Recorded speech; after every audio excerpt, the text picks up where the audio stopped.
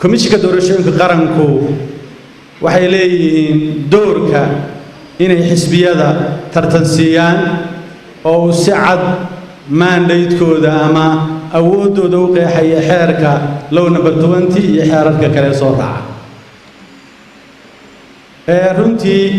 waan ixtiraamayna iyaga aan leenahay iyaguna shuruucda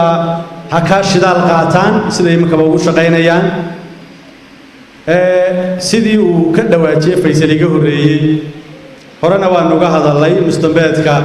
iminkana mowqifka iyagu mustambeedka la sheegay waxa weeye waxaan leenahay sharciga ma aha xogaha waxa fikradaas waxa weeye haddii uu yahay in laga qaado commissioner awoodaha shacabku siiyey iyo hawshooda ama lagu farageliyo haddii uu yahay mid lagu duraayo waxqabadka commissioner oo lagu waxyeeleynayo mustambeedkaasi uu ogoliyo xuquuqda xisbiga oo jeedo kaasaartii meelo ka bogsan